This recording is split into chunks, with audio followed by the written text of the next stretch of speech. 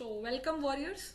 आप सभी IIT GeM की तैयारी कर रहे हैं और इस टाइम पर एक योद्धा को, एक वॉरियर को एक अंतिम वार की ज़रूरत होती है कि सब कुछ रिवाइज हो जाए, सब कुछ माइंड में चला जाए। तो उसके लिए अलका मैम आपके लिए एक स्पेशल सेशन लेकर आए हैं। ठीक है, इस सेशन में मैं आपको कंप्लीट फिजिकल केमिस्ट्री रिवाइज कराने वाली हूँ। It's basically a marathon. आप इसे मैराथन समझ सकते हैं, जिसके अंदर आप सभी फॉर्मूलाज को रिवाइज करेंगे। Without wasting any time we will start our revision marathon. और इस रिवीजन मैराथन में मैं आपको कौन कौन से चैप्टर रिवाइज कराने वाली हूँ। वैसे तो ऑलमोस्ट कंप्लीट फिजिकल केमिस्ट्री के मुझे फॉर्मूलाज आपको लिखवाने हैं। मेक श्योर कि आप एक चीज का ध्यान रखेंगे। फिजिकल केमिस्ट्री के जो फॉर्मूलाज होते हैं, अगर हम बात करते हैं फिजिकल केमिस्ट्री की, तो फिजिकल केमिस्ट्री को रिवाइज करने का सिर्फ एक ही तरीका होता है, आपको बार बार फॉर्मूला को राइट करना होता है। राइट लिखना होता है, यानी कि बार बार अपनी नोटबुक में फॉर्मूलाज को लिखो तो आपको एग्जैक्ट फॉर्मूला याद रहेगा। यही चीज मैं आपको यहाँ पे कराने जा रही हूँ। तो आप इस वीडियो को आराम से देखिएगा, ठीक है, समझिएगा कैसे कैसे बार बार लिखना है अपनी चीजों को। 1 पेज से लेकर आखिरी पेज तक मैं आपको पूरा फिजिकल केमिस्ट्री कराऊंगी। तो सबसे पहले मैं आपको फिजिकल केमिस्ट्री के अंदर जो रिवाइज कराती हूँ वो है important unit conversion. Important unit conversion में जिसको आपको याद रखना है वो क्या क्या चीजें हैं, एक बार हम उस पर नजर डाल लेते हैं। सबसे ज्यादा जरूरी अगर हम बात कर लेते हैं 1 एंगस्ट्रम, हम पेपर में कंफ्यूज हो जाते हैं 1 एंगस्ट्रम किसके इक्वल है, 10⁻⁻10 मीटर के। वहीं अगर इसको मुझे डील करना हो किसके अंदर, सेंटीमीटर के अंदर, अगर सेंटीमीटर में डील करना है तो कितना आएगा,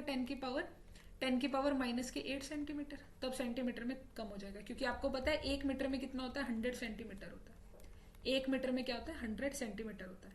तो बेसिकली ये बात आपको मैक्सिमम टाइम हम भूल जाते हैं।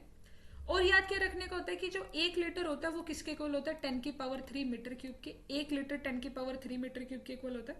वहीं अगर मैं 1 ml की बात करूं तो 1 ml किसके इक्वल होता है, 1 ml जो आपका होता है 1 ml की अगर हम बात करें तो वो आपका आता है यहाँ पे आ जाएगा आपका 1 सेंटीमीटर क्यूब के, वो 1 सेंटीमीटर क्यूब के बराबर आएगा।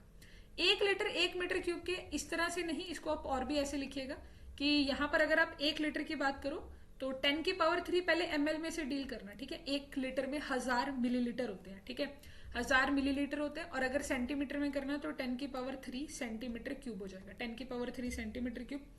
अगर मुझे किसको डील करना, मीटर को करना होगा, 1 मीटर के अंदर कितना, 1 मीटर क्यूब में कितने लीटर पानी आता है। मैंने आपको ये पानी के टैंक से बताया था कि 1 मीटर क्यूब वाले वॉल्यूम में लगभग 10⁻³ लीटर आता है। ये आपकी कुछ यूनिट्स हैं जो आपको ध्यान रखनी चाहिए फॉर द एरिया, लेंथ, वेंथ, जो आपको ध्यान रखना होता है। ये सब यूनिट है जो आपके कन्वर्जन में हेल्प करती है, बेसिक से यूनिट है। उसके बाद अगर मैं बात करूं एनर्जी की, या फिर अगर हम बात करते हैं प्रेशर की, तो प्रेशर को आपको एक लाइन याद होनी चाहिए, एक बार एक एटम था। ऐसे ही हम याद करते हैं ना कि एक बार एक एटम था, यानी एक बार जो प्रेशर है वो 1 एटमोस्फेयर के बराबर है। और 1 पास्कल ही आपका किसके बराबर होता है, 1 पास्कल अगर आप यहाँ पे लिखते हो दिस इज द 1 न्यूटन मीटर-2, ठीक है। तो एक बार एक एटमोस्फेयर हो गया, एक बार एक पास्कल इसके बराबर आ गया। और आप क्या लिखते हो, और आप लिख सकते हो अगर मेरे को पास्कल में डील कराना है तो पास्कल में कितना डील होता है।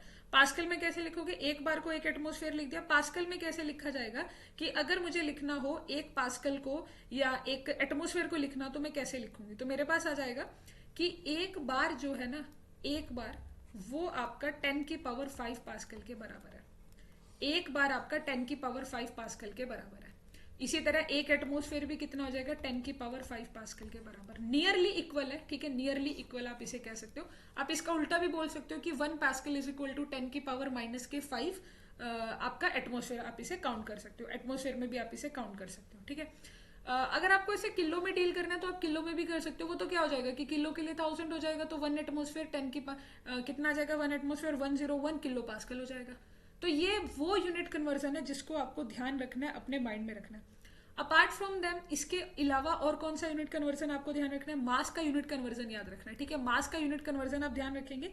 मास में बाकी सारी चीजें तो ठीक हो जाती है, बस एक चीज याद रखनी होती है कि आप जो ये लिखते हो ना कि मेरे पास, आपको गिवन मास तो मिल जाता है एग्जाम के अंदर, बट मोलर मास जो आप निकालते हो ना किसी का भी, अगर आप किसी का भी मोलर मास निकालते हो, आप लिखते हो कि भाई जैसे कि ऑक्सीजन है, ऑक्सीजन का मोलर मास, एक ऑक्सीजन का 16 तो 2 का कितना हो गया, 32, आप लिखते हो 32 ग्राम। ये गलत होता है। मोलर मास हमेशा क्या होता है, 32 ग्राम मोल इनवर्स होता है।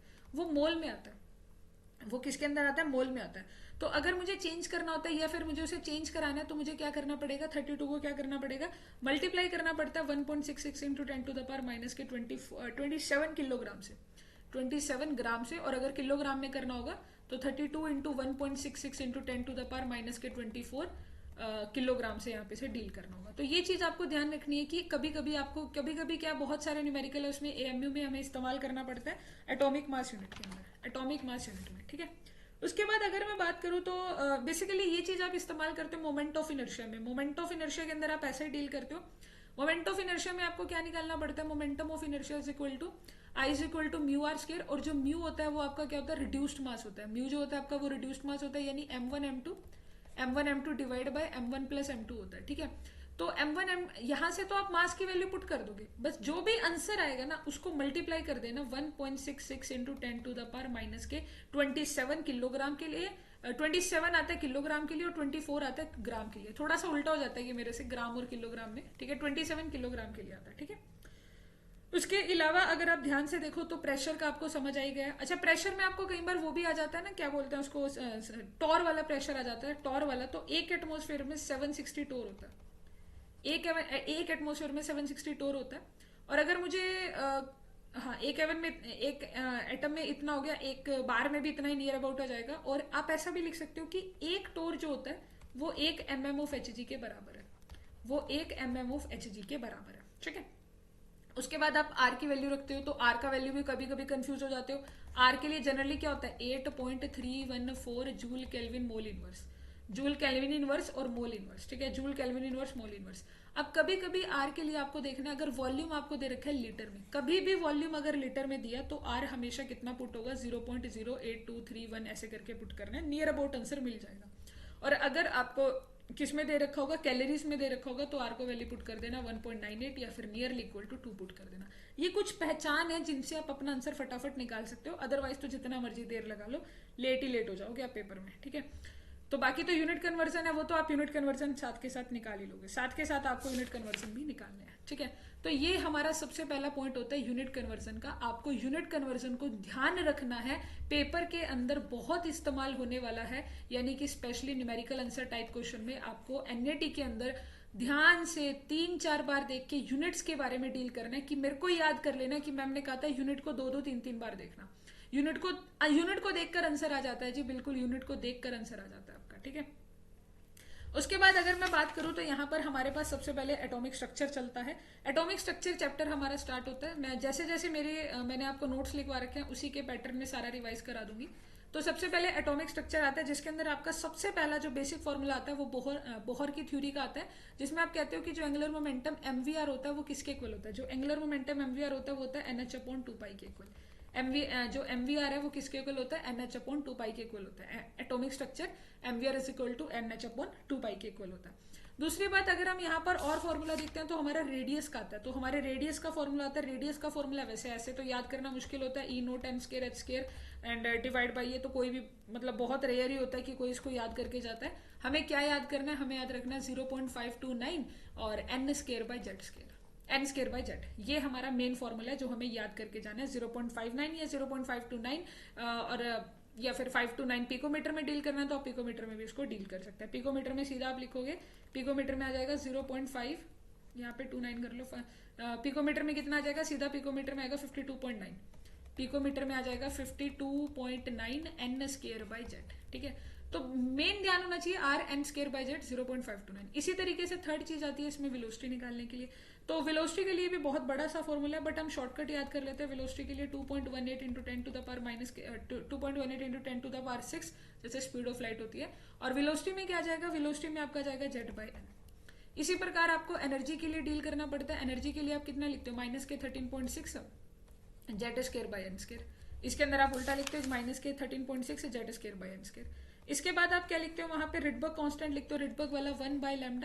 यहाँ पे आपका रिडबर्ग कांस्टेंट आ जाता है जिसे आप r बोलते हो, और फॉर्म वैल्यू कितनी होती है 109737, ठीक है। और यहाँ पर आप क्या लिखते हो, n इनिशियल, आप इनिशियल में n फाइनल का स्क्वायर और माइनस के 1/n इनिशियल का स्क्वायर, कि फाइनल में कहाँ है और इनिशियल में क्या है। 1/n फाइनल का स्क्वायर माइनस के 1/n इनिशियल का स्क्वायर आ जाएगा। रिडबर्ग कांस्टेंट भी मैंने आपको बता दिया, ठीक है। लाइमन सीरीज होती है सबसे पहले, फिर आपकी Balmer, Lyman, Balmer, Paschen, Brackett, Pfund. Lyman वाली कैसी होती है, लाइमन वाली आपकी यूवी में मिलती है, लाइमन वाली यूवी में मिलती है। बाल्मर वाली आपको दिख भी जाती है अपनी आंखों से विजिबल, पर बाकी सारी की सारी आईआर होती है, यूवी विजिबल आईआर। अगर यूवी से शुरू है तो पक्का विजिबल तो आएगा ही आएगा। इसके बाद अगर आप यहाँ पे देखो तो एनर्जी निकालने का एक तरीका और होता है, यहाँ पर आप कहते हो there is a Rydberg constant, और यहाँ पर आप बोलते हो कि एन फाइनल का स्केयर, क्योंकि आपको पता है एनर्जी किसके इक्वल होती है according to the Planck, E is equal to H mu. तो मैंने वहीं से इस वाले फॉर्मूला को 1/λ कह लो, या इसको वेव नंबर का नाम दे दीजिए, इसी को मैंने एनर्जी में तब्दील कर दिया, कन्वर्ट कर दिया, 1/n इनिशियल का स्केयर हो जाएगा। जब आप इस वीडियो को देख रहे होंगे तो आप सिर्फ फॉर्मूलाज को देख लो, अब मेरे साथ साथ बोलना शुरू कर दो। जैसे मैं अब आपको पता है कि हाँ ये मैम एनर्जी का फॉर्मूला लिख रहे हो, तो मेरे साथ साथ बोला करो कि energy R H 1/n F square N minus E square, और देखो कि मैंने यही लिखा था ना। इस तरह से आपको चेक करना चाहिए अपने आप ही, ठीक है। उसके बाद आपका जो आता है वो आपका कौन सा आता है, फोटो इलेक्ट्रिक इफेक्ट आया था, जिसमें आपने कहा था 1/mv square, half MV square किसके इक्वल होता है, एच म्यू माइनस के H mu nought, H mu minus H mu nought के इक्वल होता है, ठीक है। हाफ एमवी स्केयर किसके इक्वल हो गया, H mu minus H mu nought के इक्वल हो गया। उसके बाद डी ब्रोगली आता है, de Broglie lambda is equal to H upon MV. De Broglie क्या होता है आपका, lambda is equal to H upon MV होता है। आप ये भी कह सकते हो कि जो एनर्जी होती है वो किसके इक्वल होती है, पी स्केयर बाय 2mv के। यहाँ से आप पी का वैल्यू निकाल के मोमेंटम में यहाँ पुट कर सकते हो, और जिसकी वजह से मेरे पास जो लैम्डा आता है वो आता है H upon under the root 2mv। Lambda is equal to H upon under the root 2mv।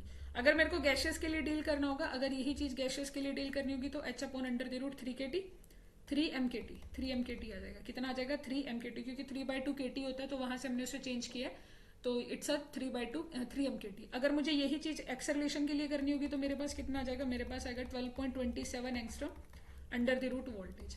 अगर यही चीज मुझे थर्मल के लिए करनी होगी, तो थर्मल के लिए कितना आ जाएगा, अंडर द रूट लैम्डा, ये थर्मल के लिए आ जाएगी H upon under the root 2mkt।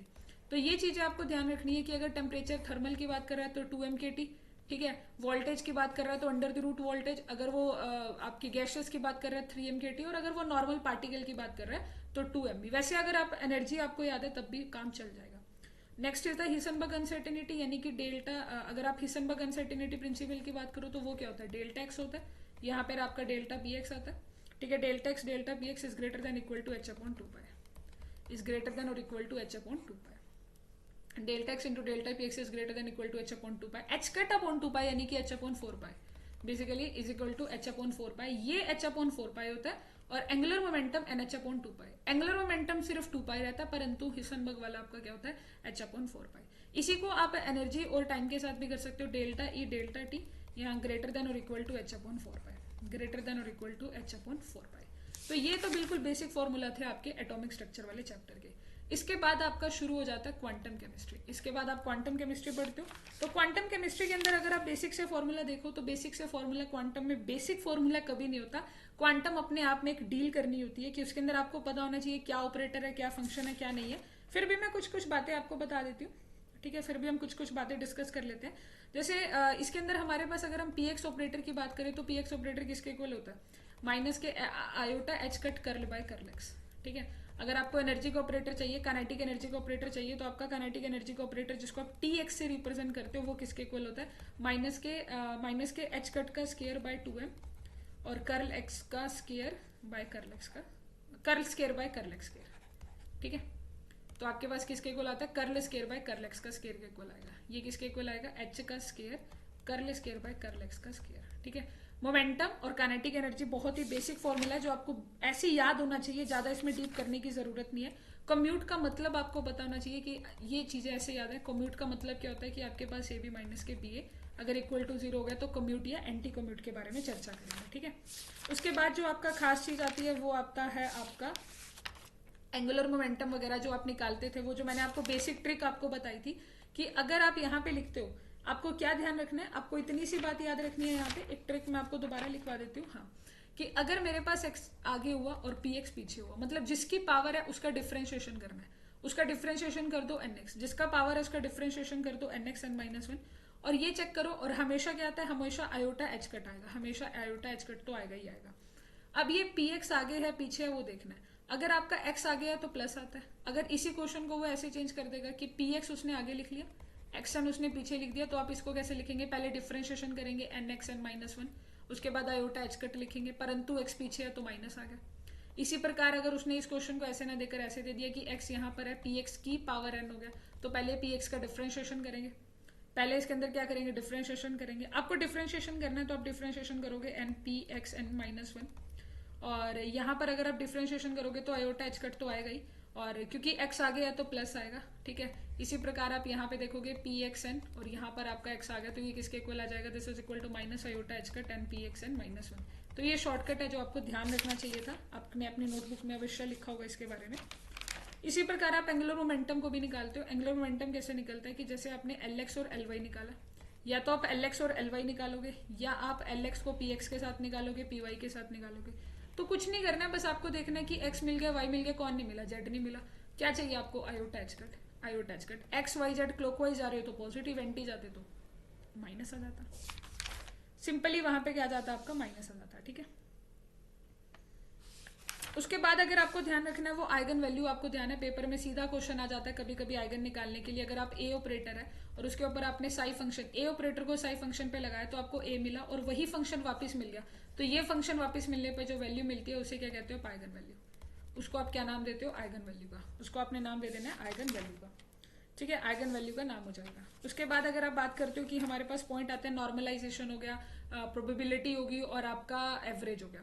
तो मैं आपको नॉर्मलाइजेशन बता दूं, नॉर्मलाइजेशन कैसे निकलती है। नॉर्मलाइजेशन के लिए आपको क्या करना है, नॉर्मलाइजेशन के लिए आपके पास आपका कंजुगेट होगा, फंक्शन होगा, और आपका जो भी लिमिट होगा वहां पे, और उसको रिस्पेक्ट में करेंगे, इंटू एन होगा यहाँ पे बेसिकली।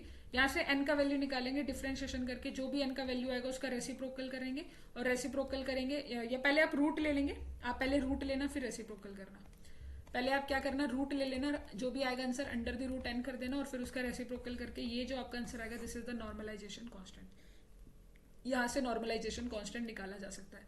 आता है पेपर में नॉर्मलाइजेशन, रूट, रेसिप्रोकल। सबसे पहले डिफरेंशिएशन सॉल्व करना, फिर रूट निकालना, फिर रेसिप्रोकल करना। अगर वो प्रोबेबिलिटी कहता है तो प्रोबेबिलिटी भी डिट्टो सेम इसी से मैच करती है, उसके अंदर एक डाटा दे रखा होता है। नॉर्मलाइजेशन हमेशा 1 के बराबर होता है, प्रोबेबिलिटी 1 के बराबर नहीं होती है। नॉर्मलाइजेशन 1 के बराबर है, प्रोबेबिलिटी कभी भी 1 के बराबर नहीं होती है, ठीक है। उसके बाद पास्टुलेट से, तो आपने पास्टुलेट तो सॉल्व कर ही पढ़े ही होंगे, बिल्कुल डीप लेवल पे पढ़े होंगे पास्टुलेट, क्या क्या पास्टुलेट होते हैं, ठीक है। पास्टुलेट आपको कॉन्टिन्यूस वाला सारा वो फैक्टर याद होनी चाहिए, मैंने डीप लेवल पे पास्टुलेट कराए थे। और उसके बाद हमने प्रोबेबिलिटी भी निकाली थी, और पार्टिकल इन वन बॉक्स आपके सिलेबस में जिसके अंदर स्क्रोडिंजर का इस्तेमाल करते हो, और जो एनर्जी आती है सब कुछ याद होना चाहिए। एनर्जी किसके इक्वल आती है, 1D की। साई फंक्शन कितना आता है, साई फंक्शन आता है under the root 2 by L sine N pi X by L, sine N pi X by L. जो वेव फंक्शन होता है साई, वो किसके इक्वल है, under the root 2 by L sine N pi X by L. और अगर मैं energy की बात करूं तो एनर्जी कितना है, N square H square 8 ml square, N square H square 8 ml square, ठीक है। एनर्जी कितनी है, N square H square 8 ml square, psi is equal to under the root 2 by L sine N pi X by L, ठीक है। और अगर आपको यहाँ पे लेंथ भी निकालनी पड़ जाती है, कभी कभी लेंथ वाला फॉर्मूला आ जाए, तो लेंथ वाला तो आपको वहीं पे डील करना पड़ेगा, निकालना पड़ेगा, क्योंकि वो अलग अलग हो जाएगा ना। फिलहाल तो लेंस के लिए अलग अलग, लेंस के लिए अलग अलग डाटा होता है। यहाँ पर आपको ये भी पता है कि प्रोबेबिलिटी 0 से लेकर एल तक आपको मैक्सिमम प्रोबेबिलिटी 1 मिलेगी। अगर आप l/2 करोगे तो प्रोबेबिलिटी 1/2 में डिवाइड हो जाएगी। अगर आप l/4 डिवाइड करोगे, अगर आप उसको किस में डिवाइड करते हो, l/4 में डिवाइड करते हो तो प्रोबेबिलिटी 1/4 माइनस के 1/2 पाई।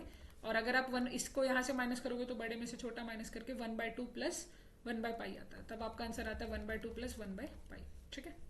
ये प्रोबेबिलिटी का है जो आपको ध्यान होना चाहिए करेक्टर। मैक्सिमम मिनिमा आपको ध्यान है कि मैक्सिमम मिनिमा कैसे निकलता है हर एक चीज का। सबसे पहले उसको आप इक्वल टू 0 करके मैक्सिमम, या तो मैक्सिमम वैल्यू या फिर मिनिमम वैल्यू के लिए, क्योंकि आपको मेन फंक्शन साई याद होना चाहिए, under the root 2 by L sine N pi XL. वैसे भी अगर मैं आपको शॉर्टकट बता दूं तो शॉर्टकट आपसे काम चल जाएगा। ऐसा होता है ना, सबसे पहले यहाँ पर एक भी नोड नहीं है, अगली वाली में एक नोड आती है, उससे अगली वाली के अंदर अगर आप सोल्व करोगे तो 2 नोड आ जाएंगे, उससे अगली वाली में 3, जैसे जैसे ऊपर जाओगे नंबर ऑफ नोड बढ़ती चली जाएंगी, जहां पे इलेक्ट्रॉन के मिलने की संभावना बिल्कुल ही 0 हो जाती है। नंबर ऑफ नोड वही होता है, ठीक है। जो खास चीज आपको ध्यान रखनी है, खास चीज यहाँ पर जो आपको ध्यान रखनी है वो वैल्यूज याद रखनी है कि आपके पास अगर 0 से लेकर एल तक है, या आपको कभी कभी जान के दे देता है वो 0 से लेकर 2l तक, या कभी कभी आपको दे देता है -l से लेकर +l तक, या आपको वैल्यू दे देता है -l/2 से लेकर +l/2 तक। आपका एग्जामिनर आपके साथ ये सारी वैल्यूज देता है। तो बेसिकली 0 से लेकर l तक का तो आपने पता चल ही गया कि under the root 2 by L sine 2 pi sine, या फिर n pi X by L कर लो आप उसे, ठीक है। 0 से 2l में क्या हो जाएगा, यहाँ पे चेंज हो जाएगा, under the root 2 by 2l हो जाएगा, और वहां पे फॉर्मूला बन जाएगा n pi X by 2l। इससे ज्यादा तो क्या ही चेंज होगा। -l प्लस l में क्या चेंज हो जाएगा, -l प्लस l में 1 by under the root l हो जाएगा, 1 by under the root l sine n pi X by 2l हो जाएगा, ठीक है। इवन और ऑड, इसके अंदर भी l/2 आ जाता है तो इसके अंदर क्या आ जाएगा 2 बाई l हो जाएगा। यहाँ पे sine N pi X by L हो जाएगा, बिल्कुल उससे मैच करता है। ठीक है, इसके अंदर आप इस प्रकार लिखेंगे। बाकी सबसे मेन तो एनर्जी का ही है, देखो हर साल एनर्जी का क्वेश्चन आता है। N square H square 8 ml square, ये बेसिकली एनर्जी का फॉर्मूला, ये आपको ध्यान होना चाहिए। N square H square 8 ml square, ठीक है, N square H square 8 ml square. अगर वाई के लिए करेगा तो वाई एन एक्स स्केयर आ जाएगा, N X square plus N Y square. 3D के लिए करेगा तो N X square plus N Y square plus N Z square आएगा, अगर वो क्यूबिक में बात करता है।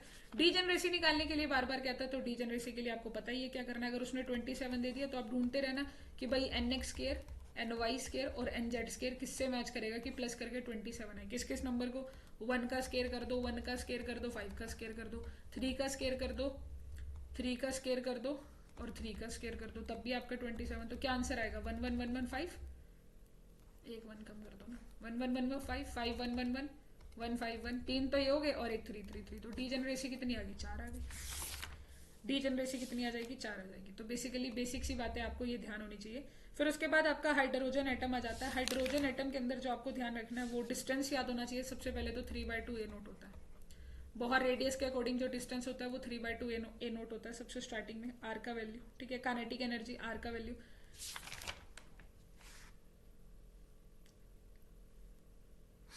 और आपको रेडियल फंक्शन पता, रेडियल नोट्स पता होनी चाहिए।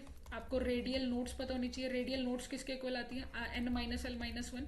और आपको एंगुलर नोट्स पता होनी चाहिए कि एंगुलर नोट्स किसके इक्वल आती है, एंगुलर नोट्स किसके इक्वल आती है, एल के बराबर। खाली एंगुलर नोट्स आपकी एल के बराबर है और रेडियल नोट n-l-1 के बराबर है। ठीक है, और बाकी इसके अंदर और क्या आपको देखना होता है, क्वांटम में जो आपका वैल्यू होता है साइन, मतलब आप रेडियल वेव फंक्शन तो निकाल लेते हो, जब आप एंगुलर पार्ट की बात करते हो तो वहां पे आप साइन l-m करते हो, कोस और e की पावर आयोटा m5, उससे कंपेयर करते हो ना, ऐसे करके कंपेयर करते हो आप, तो वो आपका एक खास है। इसके अलावा तो मुझे नहीं लगता इसके अंदर कुछ खास होगा, सिर्फ एंगुलर पार्ट तक आपको देख लेना, बहुत है इतना। उसके बाद आपका गैसियस स्टेट चैप्टर शुरू होता है कि आपको गैसियस स्टेट के अंदर रिवीजन करनी है। अब देखो गैसियस स्टेट जो आपका चैप्टर है, गैसियस स्टेट में आपके बेसिक से फॉर्मूला है। सबसे पहले तो आपको ला सारे याद होनी चाहिए कि pressure is inversely proportional to volume at the constant temperature and N. Boyle's law होता है, इसे बॉयल्स ला कहता है। चार्ल्स ला क्या कहता है, बॉयल्स ला हो गया। चार्ल्स ला क्या कहता है, PCTV, T is directly proportional to volume, P और एन कांस्टेंट है, चार्ल्स ला।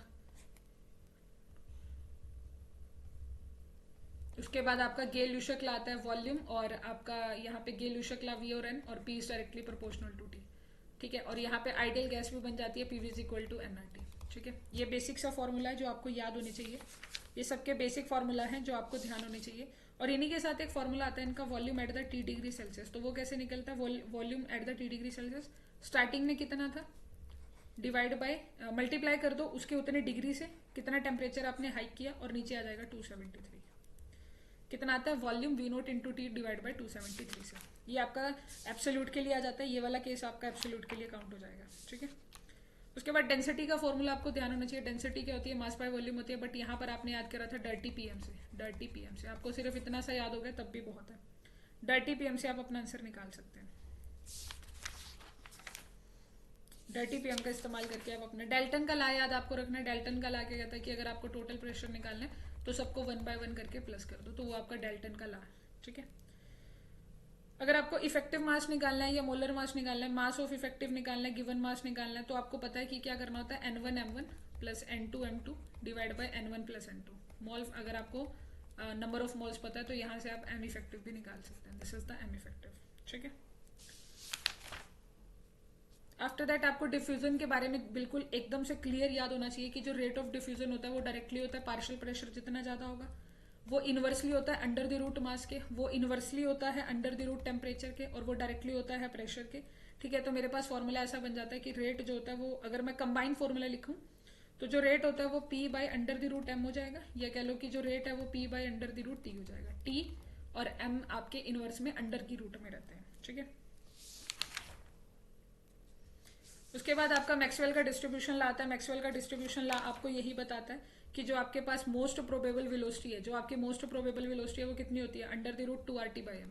वो कितनी होती है हमेशा, 2RT बाई एम। ये जो मोस्ट प्रोबेबल होती है ये, और अगर आपको एवरेज निकालनी है तो कितना आ जाएगा, 8, एवरेज वाला कितना आ जाएगा आपका, और एक आपकी आती है root mean square. Root mean square तो under the root 3 RT by under the root 3 RT by M. एक सेकेंड,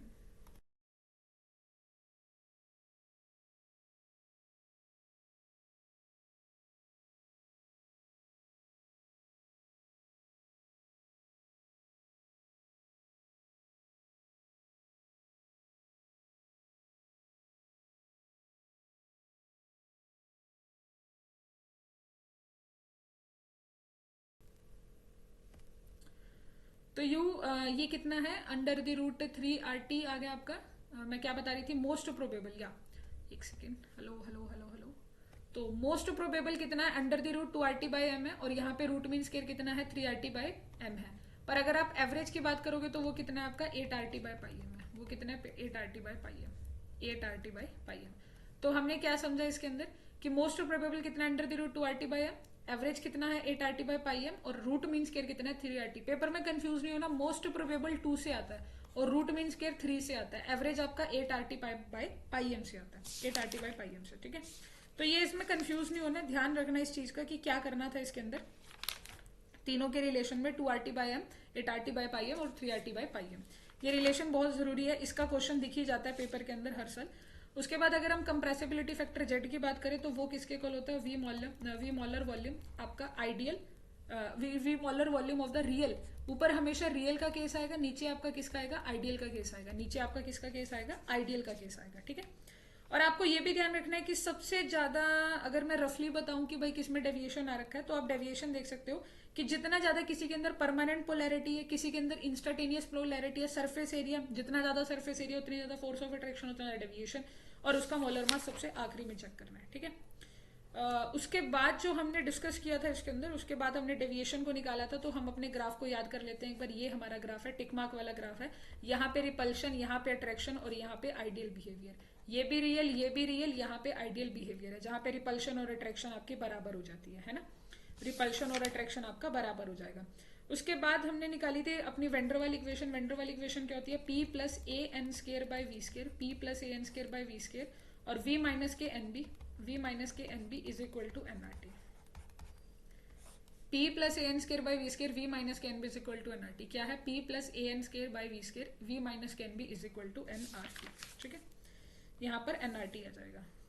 उसके बाद आपको पता होना चाहिए कि यहाँ पे प्रेशर ऐड होता है, वॉल्यूम रिड्यूस होता है एनबी से, और ये A N square by V square होता है, ठीक है। इसमें अंदर जितना ज्यादा अट्रैक्शन होगा, जितना ज्यादा ए का वैल्यू होगा, उतना जितना ज्यादा वेंडरवाल कांस्टेंट होगा, वो डिपेंड करता है आपके सरफेस एरिया पे, जितना ज्यादा सरफेस एरिया होगा। और वॉल्यूम बी का भी ऐसे ही रहता है। बी का कितना रहता है, बी का रहता है 4 × 4/3 पाई r क्यूब इंटू में अवगैड्रो नंबर एन है। B is equal to 4 × 4/3 pi r cube into में अवगैड्रो नंबर एन है, ठीक है। 4 टाइम्स रहता है ये। उसके बाद जो एक चीज और रहती है कि लो प्रेशर पे और हाई प्रेशर पे, ये बहुत इंपॉर्टेंट है। लो प्रेशर पे और आपके हाई प्रेशर पे आपसे जेड का वैल्यू पूछा जाता है कंप्रेसिबिलिटी फैक्टर में। तो क्या कहा जाता है कि अगर आप यहाँ पे देखो, आपका जो जेड होता है वो P M by R T होता है। जो आपका जेड होता है कंप्रेसिबिलिटी फैक्टर, वो क्या होता है, P F V M by R T, ठीक है, P V M by R T, ठीक है। तो अब मुझे यहाँ पे क्या निकालना था, मुझे इसका रिलेशन निकालना होता है कि यहाँ रिलेशन कितना आएगा। तो कैसे निकाला जाएगा relation, PVM by R T. तो इसके अंदर आता है कि जो जेड है वो किसके इक्वल होता है, R T by V M, sorry sorry sorry for that, वो एडिशन होता है basically 1 minus A by A R T by V M, वो आता है ये रिलेशन। ये रिलेशन आता है जेड लो प्रेशर पे आपका आता है। लो प्रेशर पे कंप्रेसिबिलिटी 1 में से कम हो रहा है, और यहाँ पर अगर आप देखोगे तो इसके अंदर आता है Z is equal to 1 plus P B by R T, ठीक है। ये अगर हाई प्रेशर है तो 1 प्लस करके आएगा, और लो प्रेशर में 1 माइनस करके आएगा, ठीक है। वायरल इक्वेशन आपकी इतनी खास नहीं होती, बस उसमें एक रिलेशन ध्यान रखना होता है, वो होता है बॉयल्स टेम्परेचर। ये 3 टेम्परेचर, बॉयल टेम्परेचर होता है A B by R T, आपका क्रिटिकल टेम्परेचर होता है, और आपका एक होता है इन्वर्जन टेम्परेचर। ये 3 टेम्परेचर है, बॉयल टेम्परेचर, क्रिटिकल टेम्परेचर और आपका इन्वर्जन टेम्परेचर। तो मैंने सबसे पहले क्या लिख के दिया आपको, बॉयल टेम्परेचर कितना है, A B by R T. अभी आगे चलेंगे तो टीसी से मुलाकात होगी, और टी आई आपका इन्वर्जन टेम्परेचर है। ये क्या है आपका A by R T, TB Boyle's temperature A by R B, sorry it's not a T, वो दो बार नहीं आएगा, ए बाई आर बी आता है, A by R B Boyle temperature A by R B, simple है, A by R B is the Boyle temperature, ठीक है, A by R B is the Boyle temperature. उसके बाद आपका टीसी आता है, टीसी कितना होता है 8A/27 RB, 8A/27 RB TC होता है 8A/27 आरबी। वीसी किसके इक्वल होता है, वीसी होता है thrice of the volume, VC किसके इक्वल होता है, थ्राइस ऑफ द वॉल्यूम होता है, वीसी आपका 3B के इक्वल कह लो आप, this is the thrice 3B। और जो पीसी होता है वो किसके इक्वल होता है A/27 बी स्क्वायर, ये किसके इक्वल होता है A/27 बी स्क्वायर। टीसी क्या है 8A/27 आरबी, वीसी है 3B और पीसी है A/27 B square, A/27 B square. और अगर मुझे इसमें रिलेशन लिखना होगा, एक बार दोबारा देख लीजिए क्या है, T Boyle's temperature A by R B होता है, टीसी होता है 8A/27 RB, 8A/27 RB, VC 3B और पीसी A/27 बी स्क्वायर। बार बार लिखने से आती है ये चीज, याद हो जाती है, मतलब basically compressibility factor PC VC divide by RTC. जब इसे सॉल्व करोगे तो पेपर में आजकल डायरेक्ट क्वेश्चन आता है 3/8, compressibility factor Z is equal to 3/8 के, नियर अबाउट 0.3/8 के होता है, ठीक है। उसके बाद मीन फ्री पाथ आप निकाल सकते हो जेड 1/2 पाई सिग्मा स्क्वायर म्यू और एन स्टार, या फिर आप अपना कंप्रेसिबिलिटी फैक्टर अगर आप निकालते हो या अपना कोलिजन फ्रीक्वेंसी निकालते हो, ज्यादातर तो वो लैम्डा ही निकलवाता है। लैम्डा कैसे निकलता है, जो आपका लैम्डा होता है यहाँ पे मीन फ्री पाथ होता है, मीन फ्री पाथ वो निकलवाता है 1/√। मीन फ्री पाथ का क्वेश्चन आ सकता है 1/√2 pi sigma square N star, ठीक है, वो आपसे ये निकलवा सकता है, ये ज्यादातर निकलवाता है। या फिर कोलिजन फ्रीक्वेंसी निकालने के लिए कहेगा √2 पाई, इसका उल्टा कर दो सिग्मा स्क्वायर, ठीक है, सिग्मा स्क्वायर एन, यहाँ पर भी सिग्मा स्क्वायर था और एन स्टार, ये दोनों उल्टे हैं, मीन फ्री पाथ और आपका दिस वन, ये दोनों एक दूसरे से उल्टे हैं। तो ये आपके गैसियस स्टेट के बेसिक फॉर्मूलाज थे जो मैंने आपके साथ डिस्कस करे। गैसियस स्टेट के बाद जो आपका आता है चैप्टर, वो हम कर लेते हैं केमिकल काइनेटिक्स। तो केमिकल काइनेटिक्स में बिल्कुल बेसिक से फॉर्मूलाज को हम एक बार रिवाइज करेंगे कि आपका जो रेट होता है वो किसके इक्वल होता है, जो आपका रेट होता है वो किसके इक्वल होता है, जो आपका चेंज इन रेट अगर आप निकालना चाहते हो, वैसे सबसे पहले 1/μ आपने लिखा होगा dt/dc के equal, 1/μ is the stoichiometric, d/dc is the concentration का, कंसंट्रेशन को आपने लिखा होगा, है ना, कंसंट्रेशन के टर्म में आप उसको लिखते हो। उसके बाद आप अलग अलग ला के फॉर्म में रिप्रेजेंट करते हो कि जो रेट होता है वो क्या होता है, के होता है, और यहाँ पर आपका कंसंट्रेशन की जो भी पावर होती है। एक आपने लिखा होगा माइनस के dr/dt in the form of, यहाँ पर आप लिख देते हो इसको रेट को, इस चीज को भी आप रेट ही कहते हो, फिर दोनों को कंबाइन करके आप प्लस बनाते हो, आपका जीरो ला आता है, सबसे पहले आपका जीरो ला आता है, जो कहता है कि आपका जो ए नोट है अगर आप उसमें से ए माइनस करोगे तो वो केटी के बराबर है। फिर आपका फर्स्ट ला आता है, फर्स्ट ला कहता है, जो फर्स्ट ऑर्डर की रिएक्शन होती है वो क्या कहता है, K is equal to 2.303 divide by T log A by A naught by A. आपका सेकेंड ला आता है 1/a minus K 1/a naught is equal to KT. इस प्रकार आप अपने फर्स्ट सेकंड थर्ड ला का प्रयोग कर सकते हैं। यहाँ पर आपने अपना फर्स्ट ला लिखा है, सेकंड ला को भी आप ऐसे लिखेंगे, थर्ड ला को भी आप ऐसे लिखेंगे, आप अपने किसी भी ला को इस प्रकार यहाँ पे लिख सकते हैं 1/a नोट, ठीक है, इसको आप किसके टर्म में लिखते हो 1/a माइनस 1/a नोट आप जो इनिशियल में लेकर चले थे। इसी प्रकार आप इनकी हाफ सेकेंड हाफ भी लिख सकते हो, जो अगर आपको टी हाफ लिखना है, so this is equal to a/2 के, ये आपका a नोट बाय 2 के आ जाएगा, यहाँ पर टी हाफ जो आ जाएगा वो आपका आ जाएगा 0.693/k, और इसके लिए भी आप अपना t1/2 निकाल सकते हो। सेकेंड ऑर्डर का t1/2 कितना आएगा, I just check out that, second order का जो t1/2 आएगा वो 1/a के आ जाता है, दिस इज 1/a के, ठीक है। तो ये कुछ आपका केमिकल काइनेटिक्स में जो बेसिक सी चीज़ें आपको ज़रूरत होंगी वो आपके केमिकल काइनेटिक्स के ये बेसिक फार्मूलाज को आपने यूज़ करना है। उसके बाद केमिकल काइनेटिक्स में क्या फार्मूलाज आते हैं, एक सेकेंड,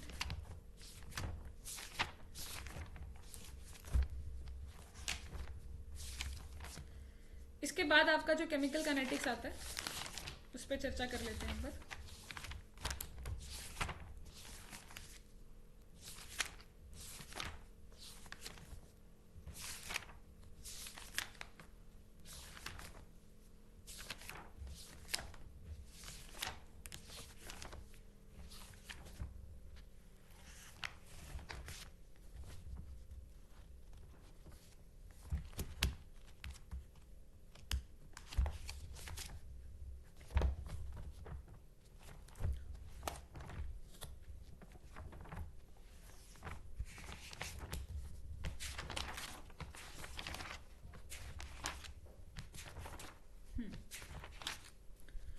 उसके बाद जो आपका केमिकल काइनेटिक्स में आता है आपका वो प्रेशर वाला फॉर्मूला आता है, जिसका मैंने आपको एक शॉर्टकट बताया था।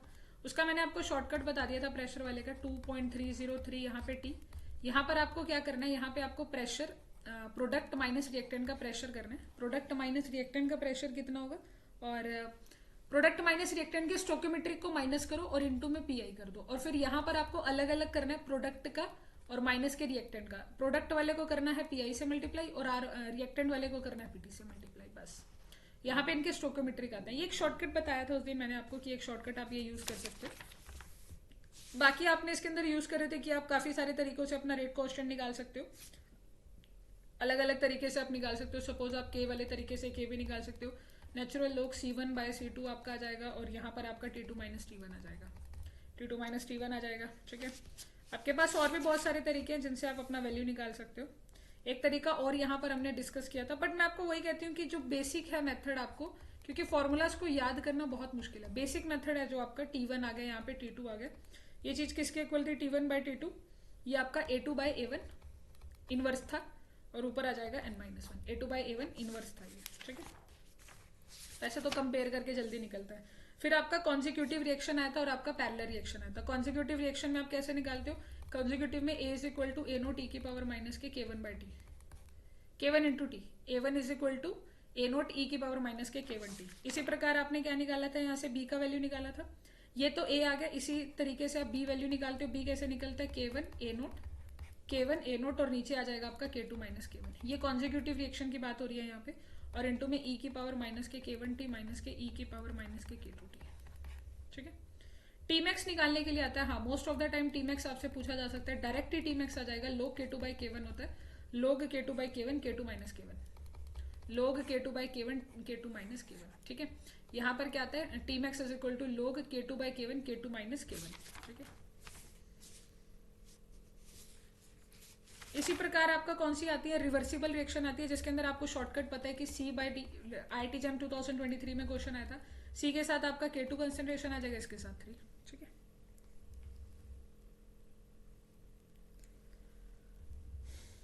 ओके, ये गिवन हो गया आपको।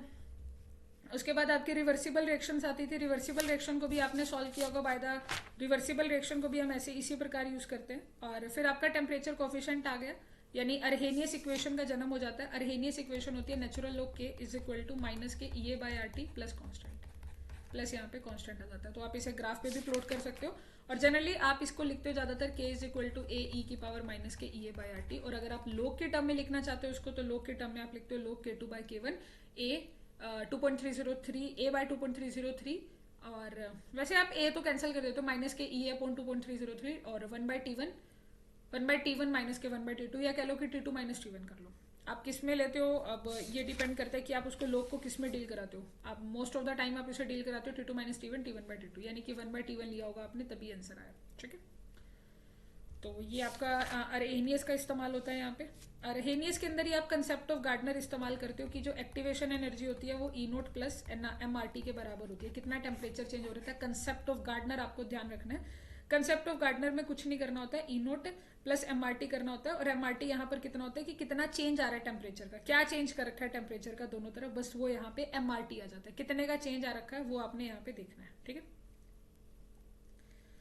वो आपको K से पता चल जाएगा, जैसे जो भी K में लिख रखा होगा ना, K में लिख रखा होगा जैसे A2 बाय 3। ठीक है, यहाँ पे लिख रखा होगा E की पावर माइनस के EA बाय RT, तो यहाँ पे T की यहाँ ये वैल्यू पुट कर देनी है। ठीक है, रिवर्सिबल हो जाएगा आपका, इरिवर्सिबल हो जाएगा। उसके बाद आपका स्टेडी स्टेट अप्रोक्सीमेशन आ जाता है। Steady state approximation I hope आपको आता होगा फाइंड आउट करना।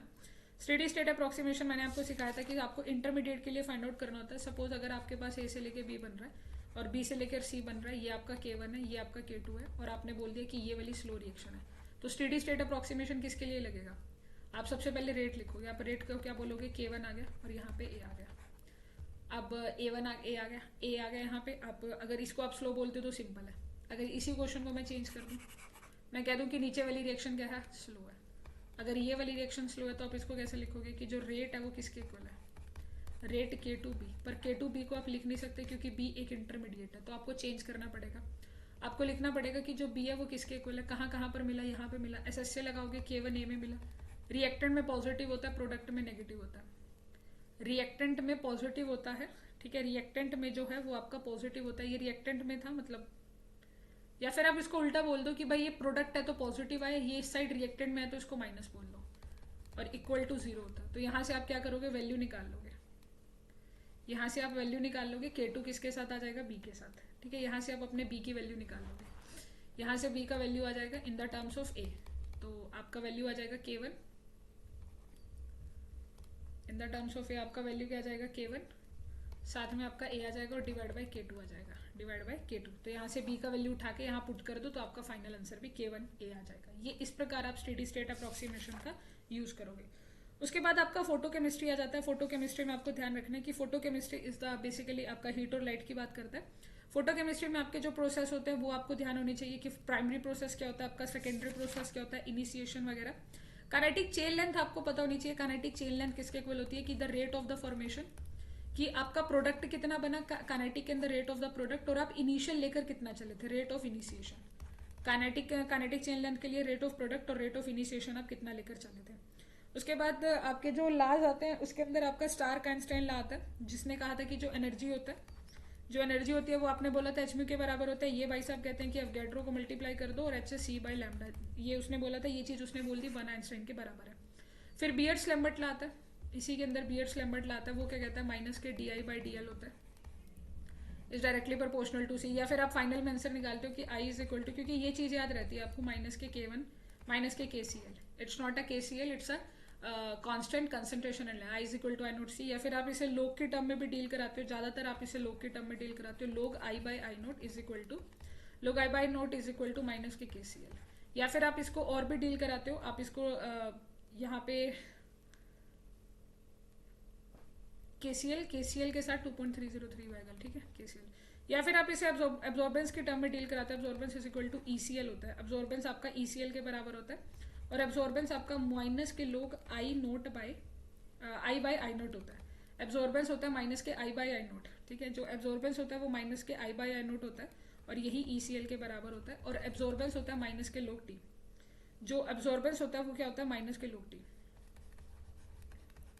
ये आपका माइनस के लोग टी। तो मतलब बेसिकली फोटो केमिस्ट्री में जो फॉर्मूलाज आपको ध्यान रखने हैं वो ये वाले फॉर्मूलाज याद रखने हैं कि सबसे पहली बात तो लोग I note bye I, absorbance ये लिखा है ना मैंने यहाँ पे, आई बाय आई नोट, सॉरी मैंने क्या लिखा है आई बाय आई नोट, लोग आई बाय आई नोट, ठीक है। लोग आई बाय आई नोट किसके इक्वल होता है, माइनस के ECl के, हाँ यही तो लिखा था मैंने क्या लिखा कि लोग आई बाय आई नोट किसके इक्वल होता है, माइनस के KCl के। बट अगर आप लोग में डील कर रहे हो ना तो आपको 2.303 लिखना पड़ेगा, नीचे लिखना पड़ेगा 2.303, ठीक है। लोग आई बाय आई नोट माइनस के ACl बाय 2.303। इसी को आप और क्या लिख सकते हो कि माइनस के जो लोग टी है वो किसके इक्वल होता है, माइनस के लोग टी आपका एब्जॉर्बेंस के इक्वल होता है। एब्जॉर्बेंस के इक्वल कौन होता है, माइनस के लोग टी। बस ये दो फॉर्मूले भी अगर आपको याद रहे तो आपका काम बन जाएगा, क्योंकि आपको और ये पता होना चाहिए एब्जॉर्बेंस ECl के बराबर होती है, एब्जॉर्बेंस ECl के बराबर है। ये तीन फॉर्मूले, एब्जॉर्बेंस ECl के बराबर है, एब्जॉर्बेंस माइनस के लोग टी के बराबर है, लोग I by I note minus के ECl बाय 2.303, इसका राइट आंसर आएगा, ठीक है। दूसरी बात, जो ट्रांसमिटेंस होता है वो कभी भी ऐड नहीं होता, ट्रांसमिटेंस को आप मल्टीप्लाई कर सकते हो, transmittance can be multiply, but जो एब्जॉर्बेंस है वो आपका क्या होता है, एडिटिव होता है। एब्जॉर्बेंस A2 + A3 इस तरह से आप ऐड कर सकते हो, एब्जॉर्बेंस एडिटिव होता है, जो एब्जॉर्बेंस होता है वो एडिटिव होता है। यहाँ पर जो E बाय है ना ये 2.3, ये KCl के बराबर है, लोग आई बाय आई नोट माइनस के KCl बोला था ना आपने, तो यहाँ पर ये जो K है ये किसके इक्वल है, E बाय 2.303 के बराबर। तो ये फोटो केमिस्ट्री का बहुत खास रूल है जो मैंने आपको बताया, ठीक है। फोटो केमिस्ट्री के अंदर ये खास रूल है। इसी का जो अगला फोटो केमिस्ट्री का सब पार्ट आता है वो भी करा देते हैं आपको।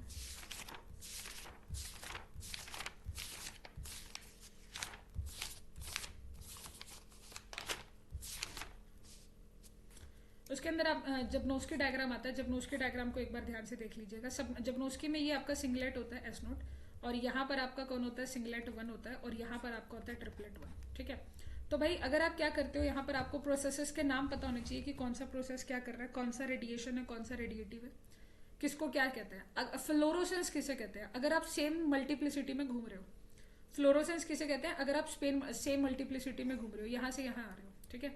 आप कहाँ आ रहे हो, S1 से S नोट, S1 से S नोट आ रहे हो, सो this is the fluorescence.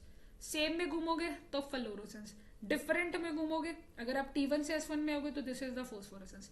Different multiplicity को कहते हैं फोस्फोरेसेंस। सेम में घूमोगे तो फ्लोरोसेंस, सेम में घूमोगे तो फ्लोरोसेंस, डिफरेंट में फोस्फोरेसेंस। ठीक है। उसके बाद आप यहाँ पर कह सकते हो कि अगर आप S1 S0 से S1 जा रहे हो, सो this is the inter system, sorry this is the intra. ये क्या होगा, इंटरनल कन्वर्जन है। ये तो सेम मल्टीप्लिसिटी में घूम गए तो इंटरनल कन्वर्जन, अगर सेम में घूम रहे हो तो इंटरनल कन्वर्जन, अगर यहाँ से यहाँ आ रहे हो तो इंटर सिस्टम क्रॉसिंग है, उसे क्या कहते हैं, इंटर सिस्टम क्रॉसिंग। वो आपका क्या हो जाएगा, इंटर सिस्टम क्रॉसिंग। अगर डिफरेंट में घूमोगे तो इंटर सिस्टम क्रॉसिंग, अगर सीधा सिंगलेट में आओगे तो वो फोस्फोरेसेंस फोस्फोरेसेंस, अगर सेम में जाओगे तो आपका फ्लोरोसेंस। ठीक है, उसे क्या कहते हैं, फ्लोरोसेंस। वो आपका फ्लोरोसेंस हो गया। और अगर आपको रेट ऑफ फॉर्मेशन निकालना था यहाँ पे, या रेट ऑफ फ्लोरोसेंस निकालना है, तो रेट ऑफ फ्लोरोसेंस किस निकलेगा, KF। यहाँ पर I एब्जॉर्प्शन आ जाएगा, और टोटल कितने प्रोसेस हुए यहाँ पे, KF आ गया आपका, KIC आया था इंटरनल कन्वर्जन, और KICS आ गया था इंटर सिस्टम क्रॉसिंग। ये सारे आपको लिखने पड़ेंगे। ठीक है। उसके बाद यहीं पे क्वांटम इल्ड का प्रोडक्शन होता है कि क्वांटम इल्ड कैसे निकलती है। क्वांटम इल्ड का मतलब होता है कि रेट ऑफ प्रोसेस, कि आपका प्रोसेस का रेट क्या है, और नीचे आपका इनिशियल क्या था। इनिशियल में आप क्या लेकर चले थे, I एब्जॉर्प्शन, ये आपने किया था। तो अगर मुझे क्वांटम इल्ड निकालनी है फ्लोरोसेंस की, तो मेरे पास बन जाएगा KF डिवाइड बाय जो भी था आपका, KF था, KIC था, और आपका KICS था। ठीक है, ये आपका बन गया। और यहाँ पर आप अगर आपको ZF निकालना होगा तो ZF क्या हो जाएगा, ZF हो जाएगा आपका 1 बाय, बेसिकली ZF जो होता है वो क्या होता है आपका, ZF इज इक्वल टू क्या होगा, KF। इसको डिवाइड कर दो, बस इसको डिवाइड करना है। क्वांटम जो यील्ड है आपकी वो KF बाय KF, जितने भी एक जिसका निकालना है और सारे सिस्टम को प्लस कर दो, जितने दे रखे होंगे। ZF निकालना है तो आप ऐसे करेंगे। इसी तरह P में आप डील करोगे, जितने भी P के लिए इस्तेमाल होंगे। अगर आपको P की क्वांटम यील्ड निकालनी है तो P में क्या इस्तेमाल हुआ होगा, KP इस्तेमाल हुआ होगा, साथ में इंटरनल सिस्टम क्रॉसिंग, ICS यहाँ पर आ गया। ठीक है, नीचे आपका सारे प्लस हो जाएंगे, उसका भी ZS ही निकलेगा। अगर आपको क्विंचिंग निकालनी होती है तो क्विंचिंग वाले में क्या करना होता है, क्विंचिंग अगर आप दोनों का निकालना चाहते हो, in the presence of quencher में बस एक नया क्यू आ जाएगा। फ्लोरोसेंस के अंदर एक नया क्यू आ जाएगा। ठीक है, फ्लोरोसेंस और फोस्फोरोसेंस में in the presence of quencher, अगर आप क्विंचर की बात करते हो, आपको क्विंचिंग निकालनी पड़ जाए दोनों की, तो बस एक नया फैक्टर ऐड करना है, क्यू के, और उसमें आप ऐड करेंगे। या फिर आप ऐसा भी लिख सकते हो, स्टर्न वॉल्यूमर इक्वेशन यही होती है। क्विंचिंग ये आपका ऐसे, एक आपका क्विंचर है, यहाँ पे क्विंचर है, यहाँ पे नहीं है, तो ये किसके आ जाता है, 1 + KSV स्टर्न वॉल्यूमर कांस्टेंट, और ये क्विंचर आ गया। ये इसे कहते हैं स्टर्न वॉल्यूमर इक्वेशन। ठीक है, ये स्टर्न वॉल्यूमर इक्वेशन है। उसके बाद कैटालिसिस का कंसेप्ट आता है, जो कि इंपॉर्टेंट है एग्जाम के पर्पज से। कैटालिसिस के अंदर आप देखते हो कि हमारे पास यहाँ पे रेट की वैल्यू आती है, अलग अलग केसेस होते हैं। और मैंने एक जर्नल बात आपको यहाँ पे कही थी, इस वाले केस के अंदर मैं जर्नल आपको पढ़ाया था मैंने, कि चाहे आपको हाइड्रोजन आयन के लिए निकालना हो चाहे बेस के लिए, सिंपल ये काम करना है, K प्राइम, K आपका आ जाएगा, K prime is equal to KH plus और कंसंट्रेशन ऑफ H प्लस, बस यही काम करना है। अगर बेस के लिए निकालना है तो K प्राइम, यहाँ पर OH नेगेटिव का आ जाएगा, और यहाँ पर OH नेगेटिव की कंसंट्रेशन, बस इतना सा काम करना है। एसिडिक कैटालिसिस के लिए ऊपर वाला, बेस वाले के लिए OH नेगेटिव आ जाएगा। एंजाइम कैटालिस्ट आ जाता है, जिसके अंदर आप कहते हो अपना क्या बोलते हो उसको, Michael Menten equation. Michael Menten equation आप एनर्जी सबस्ट्रेट निकालते हो, K1 E0, यहाँ पर आपका substrate divide by K1 substrate K2 plus K-1।